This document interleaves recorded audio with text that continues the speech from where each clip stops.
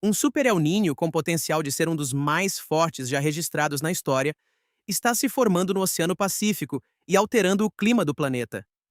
Estima-se que o de 2026 tenha um potencial de superar a maioria dos anos mais extremos já documentados. O Brasil, como de costume, está na rota deste fenômeno. Mas o que esse impacto climático realmente está desencadeando no nosso território, na nossa economia e no nosso dia a dia? Neste vídeo, vamos explicar o que é esse Super El Niño e quais são as reais consequências e os problemas que ele está deixando marcados no país. O nome El Niño significa o menino, em espanhol, uma referência ao menino Jesus, e tem origem na tradição de pescadores peruanos, que perceberam que esse aquecimento incomum das águas costumava ocorrer próximo à época do Natal. Aqui na América do Sul, podemos entender a dinâmica desse fenômeno da seguinte forma. Normalmente, sem a presença do El Niño, os ventos alísios sopram de leste para oeste, empurrando as águas quentes da superfície do oceano da costa da América do Sul em direção à Ásia e à Oceania. Isso permite que águas mais frias e ricas em nutrientes subam à superfície próximo ao continente sul-americano. Porém, de tempos em tempos, esses ventos alísios enfraquecem ou até mudam de direção. Com isso, a água quente se acumula e permanece nas proximidades da costa oeste da América do Sul, elevando a temperatura do oceano em cerca de 0,5 graus Celsius a 2 graus Celsius, ou mais acima da média. Esse aquecimento é suficiente para alterar significativamente os padrões de umidade e chuva em várias regiões do planeta. A maior catástrofe associada ao último ciclo do El Niño, 2023 a 2024, no Brasil, foi o colapso climático no Rio Grande do Sul.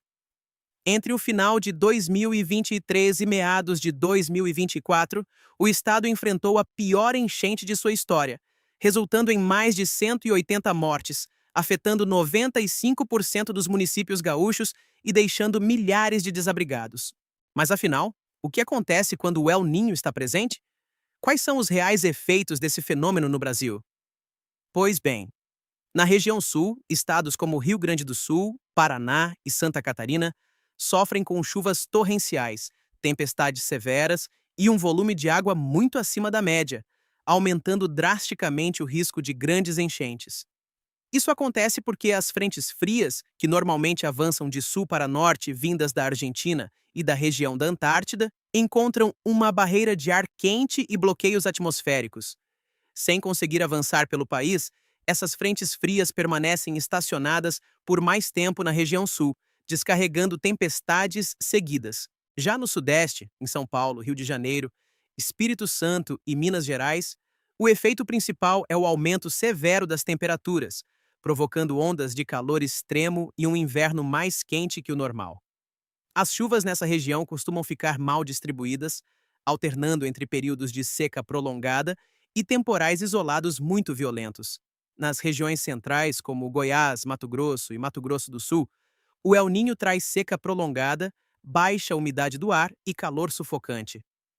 Esse cenário reduz drasticamente as chuvas no centro-oeste, prejudicando diretamente o plantio da agricultura e elevando ao máximo o risco de grandes queimadas. Por fim, nas regiões norte e nordeste, o El Niño mostra sua face mais cruel. Nessas áreas, o fenômeno provoca uma redução drástica nas chuvas, levando a secas extremas e prolongadas. Na Amazônia, a falta de chuva e o calor excessivo fazem com que os grandes rios atinjam níveis criticamente baixos, isolando comunidades ribeirinhas, prejudicando a fauna e aumentando os focos de incêndios florestais devastadores. Já no Nordeste, principalmente no semiárido e no sertão, o El Niño atrasa essa estação chuvosa e intensifica a seca histórica da região. Isso afeta diretamente o abastecimento de água nas cidades e traz prejuízos gigantescos para a agricultura familiar e para a pecuária. Em resumo, enquanto o sul do Brasil se afoga em chuva, o norte e o nordeste sofrem com a falta quase total dela. Para 2026, os cientistas alertam que o fenômeno El Niño deve avançar em meados do segundo semestre, causando um aquecimento recorde nas águas do Oceano Pacífico. Ficamos na torcida para que as tempestades e os impactos da natureza não tragam perdas nem façam vítimas. Mas, de qualquer forma, quem segue a gente anda sempre bem informado sobre tudo o que acontece no mundo. E para continuar bem informado, deixe o seu like e inscreva-se no canal. Nós esperamos você nos próximos vídeos.